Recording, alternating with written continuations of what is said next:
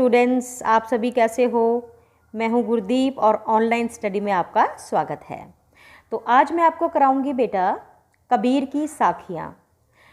कबीर जी के बारे में मैं आपको बता दूं कि कबीर एक ऐसे कवि हुए हैं, ऐसे भक्त हुए हैं जिन्होंने बिना किसी लाग लपेट के जो समाज की विसंगतियां थीं, जो बुराइयां थीं, चाहे वो हिंदू धर्म में थी चाहे मुस्लिम धर्म में थी, उन्होंने बिल्कुल ज़ोरदार शब्दों में उन बुराइयों पर प्रहार किया है। ठीक है, तो आज उनके हम कुछ दोहे जो हैं वो हम इनकी साखियाँ पढ़ेंगे आज हम कबीर की।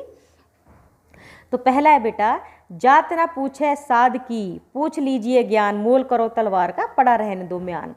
कि हमें किसी साधु की जाति नहीं पूछनी चाहिए, हमें किसी ज्ञानी की जाति नहीं पूछनी चाहिए कि वो किस जात से संबंध रखता है।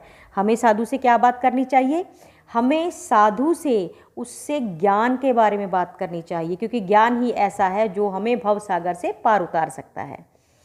कबीर जी ने एग्जाम्पल दिया है कि जैसे अगर हम तलवार खरीदने जाते हैं तो हम क्या देखते हैं? हम तलवार की धार देखते हैं, तलवार की मजबूती देखते हैं, क्योंकि उसी से ही तलवार की वैल्यू जो है वो बढ़ती है या उसकी अंकित होती है। लेकिन जो मयान है, मयान सिर्फ इतना ही काम करते हैं कि हम उसको तलवार में सेफ रखते हैं। लेकिन मयान खूबसूरत होने से या उस पर ज़्यादा मीनाकारी होने से जो है तलवार की वैल्यू है जो उतनी नहीं बढ़ती। तलवार का जो काम है वो उसकी धार और उसकी मजबूती ही करेगी।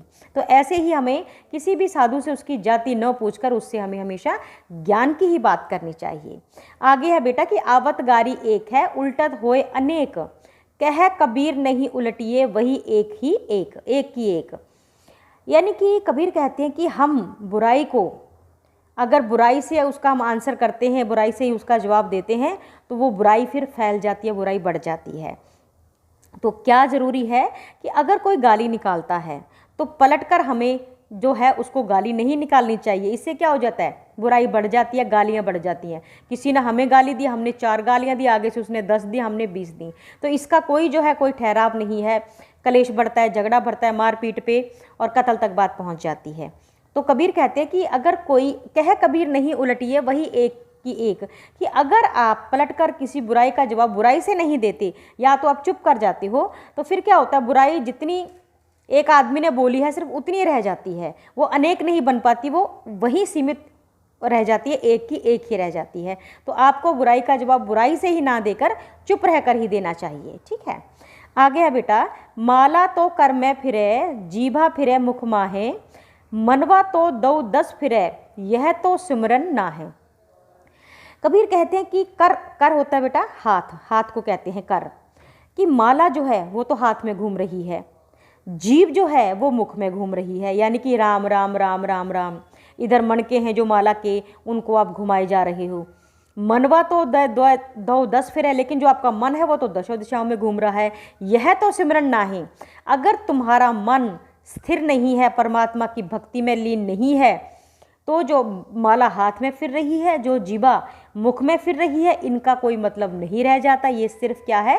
पाखंड है। यानी कि अगर परमात्मा को प्राप्त करना चाहते हो, उसका सिमरन करना चाहते हो, तो इन ढकोसलों से बात नहीं बनने वाली। तो क्या करना चाहिए? अपने मन को ही स्थिर करके, अपने ध्यान को परमात्मा में स्थिर करके जब आप परमात्मा का नाम लेते हो, वही नाम जो है, वही सिमरन जो है आपका कबूल होता है, नहीं तो जो है पाखंडवाद ही कहलाता है। कबीर घास ना निंदिया जो पाँव तले होए, उड़ पड़े जब आँख में खरी दुहैली होए। तो कहते हैं कि कबीर कहते हैं कि घास जो पैरों में जो रहती है, हमेशा हम पैरों तले उसको कुचलते रहते हैं, उसकी कभी भी बुराई नहीं करनी चाहिए। ठीक है, जैसे कि क्यों क्या होता है कि अगर एक तिनका जो हम जिस पाँव से हम रोंद रहे हैं उस घास को, अगर वही घास उड़ के हमारी आँख में पड़ जाए तो हमारे लिए मुसीबत बन जाती है, हमें बहुत कष्ट देती है, वो छोटा सा तिनका बहुत कष्ट देता है। ऐसे ही समाज में जो लाचार हैं, जो गरीब हैं, जो मजलूम हैं, तो ऐसे लोगों को हमें सताना नहीं चाहिए, उनको तुच्छ नहीं समझना चाहिए, उनको और दुख नहीं पहुंचाना चाहिए। क्यों? क्योंकि अगर वो बिगड़ गए तो वो भी हमें उसी प्रकार कष्ट पहुंचा सकते हैं जैसे कि आँख में पड़ा हुआ कोई तिनका हमें तंग कर देता है। ठीक है, आगे है बेटा, जग में बैरी कोई नहीं, जो मन शीतल होए, या आपा को डार दे, दया करे सब कोई। कहता है कि जग में तुम्हारा, इस दुनिया में, जग क्या होता है? दुनिया, वैरी दुश्मन, कि इस दुनिया में तुम्हारा दुश्मन कोई ना होगा अगर तुम्हारा मन शीतल होगा।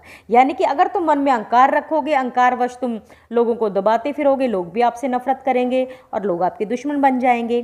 तो जग में, इस दुनिया में तुम्हारा वैरी नहीं होगा अगर तुम अपने मन में शीतलता को धारण करोगे। या आपा को डार दे दया करे सब कोई, कि तुम अपने मन के आपा यानी कि अहंकार जो है इसको आप त्याग दो, ठीक है, और सब पर दया करो, तो सब तुम्हारे जो है मित्र बनेंगे, कोई भी तुम्हारा दुश्मन नहीं रह पाएगा। यानी कि कबीर जी ने यहाँ पर जो है अहंकार को त्यागने की बात कही है। तो ये थी बेटा आपकी साखियाँ, और अब हम करेंगे इनके प्रश्न उत्तर। तो आपका पहला प्रश्न है बेटा अभ्यास से, तलवार का महत्व होता है मयान का नहीं, उक्त उदाहरण से कबीर क्या कहना चाहते हैं स्पष्ट कीजिए। देखिए अभी मैंने दोहे में क्या बताया था कि तलवार का महत्व होता है मयान का नहीं।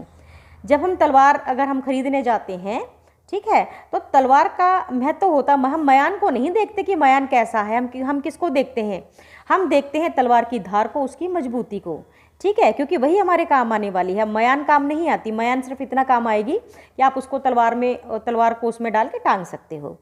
तो वैसे ही कबीर का इससे आशय ये है बेटा कि वैसे ही ज्ञानी से ज्ञान की बात करनी चाहिए, उससे साधु मतलब उस साधु से जाति नहीं पूछनी चाहिए, उस जाति पूछने का तो कोई भी लाभ नहीं है। पाठ की तीसरी साखी जिसकी एक पंक्ति है, मनवा तो दो दस फिरे यह तो सुमरन नाही, के द्वारा कबीर क्या कहना चाहते हैं। जैसा कि मैंने आपको बताया कि लोग क्या करते हैं कि भाई अपना हाथ में अपनी सिमरनी उठाई, माला उठाई और मुंह में राम राम राम राम करना शुरू कर देते हैं, लेकिन उनका ध्यान कहाँ रहता है कि भाई बछड़ा दूध ना पी जाए, बहू ने दूध रख दिया गैस पे वो ना उबल जाए, अब ये बच्चा ना गिर जाए, ये ना हो जाए, बेटा गया है पता नहीं उसको बस मिलेगी कि नहीं मिलेगी, मतलब या बिजनेस में घाटा ना पड़ जाए। मतलब कि आप सिमरन पे बैठते ज़रूर हो लेकिन आपका मन जो है वो दो दस फिरता है, मतलब दशों दिशाओं में घूमता है, तो ये सिमरन नहीं है। अर्थात अगर आप भगवान की प्राप्ति करना चाहते हो तो आप जो है पाखंड को छोड़कर सच्चे दिल से अपने मन को स्थिर करके जब भक्ति करोगे वही भक्ति कहलाएगी। अदरवाइज ये क्या है, ये पाखंड है, ये ढकोसला है। अगला प्रश्न है, कबीर घास की निंदा करने से क्यों मना करते हैं, पढ़े हुए दोहे के आधार पर स्पष्ट कीजिए। देखिए कबीर घास की निंदा करने से क्यों मना करते हैं। घास की निंदा का मतलब ये है बेटा कि जो लोग कमज़ोर हैं, गरीब हैं, समाज में मजलूम हैं, हमें उन पर अत्याचार नहीं करने चाहिए, उनको कष्ट नहीं पहुंचाना चाहिए। क्यों?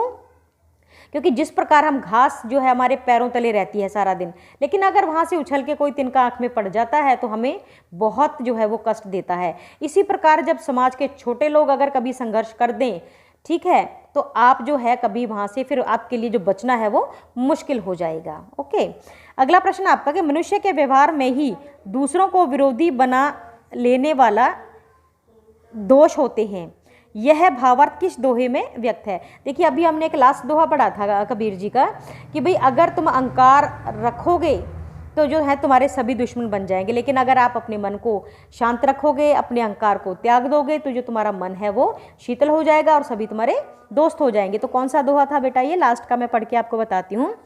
जग में बैरी कोई नहीं, जो मन शीतल होए, या आपा को डार दे दया करे सब कोई। तो ये वो दोहा था। तो ये था बेटा आज आपका कबीर की साखियाँ और इसके प्रश्न।